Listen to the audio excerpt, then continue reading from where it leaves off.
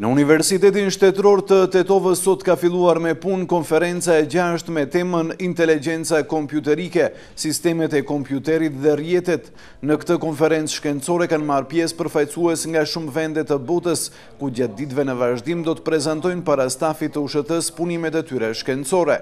Hapjen e konferencës shkencore ndërkombëtare e bëri rektori i USHT-s Vullnet Ahmeti, i cili tha se kjo konferencë shkencore ka për qëllim që të rritë njohuritë mbi shkencat kompjuterike.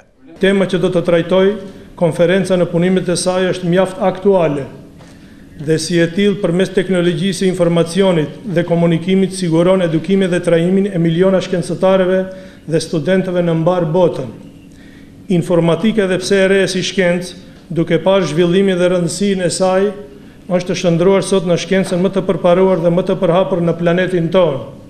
Në vendet e zhvilluara, trendet e teknologjisë informative kanë nesur me shpejtësi maramendse, duke rritur mundësinë e përfshirjes në komunikimin masiv të përdoruesve dhe specialistëve në lidhje me mekanizmin e edukimit dhe komunikimit në distancë, lehtësimin e kërkimeve shkencore, si dhe avancimin në bashkëpunim institucional ndërkombëtar mes shteteve, popujve, institucioneve, organizatave e asociacioneve të ndryshme. I pranishëm ishte edhe zëvendës ministri i Arsimit Safet Neziri, i cili tha se Ministria e Arsimit dhe Shkencës e përkna këtë konferencë duke konsideruar se kjo konferencë ka një rëndësi të madhe për USHT-n dhe arsimin e lartë në përgjithësi.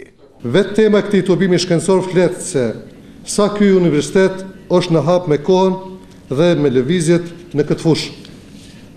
Ky fakt duhet përshëndetur, pasi pajisjet kompjuterike i ofrojnë inteligjencës së njerëzve dhe mund të presim integrim më të thellë ndërmjet njerëzve dhe kompjuterëve. Sipas themeluesit të Universitetit Singularity Ray Kurzweil, deri në vitin 2045, teknologjia do të mundsojë krijimin e inteligjencës kompjuterike mbi njerëzore. Ndërsa drejtori i konferencës shkencore David Aldavas tha se sot jemi këtu të pranishëm në USHT për të prezantuar konferencën e 6 shkencore. Ai para të pranishmëve prezantoi disa studiues të njohur të shkencave kompjuterike, duke thënë se këta studiues do t'japin njohuri për shkencat kompjuterike. Ndërsa dekani i shkencave të matematikës Fauzi Skenderi tha se kjo konferencë është një ndër konferencat më të rëndësishme të USHT-s dhe kam nderin që kjo organizohet në kuadër të Fakultetit të Shkencave Matematikore.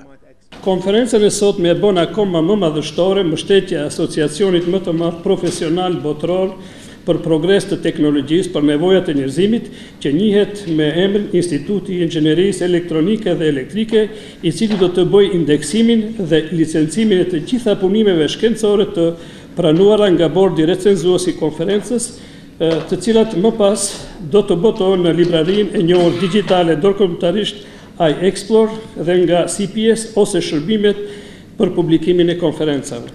Në fund të konferencës, rektori i USHT-s ndau edhe mirënjohje për drejtorin e konferencës.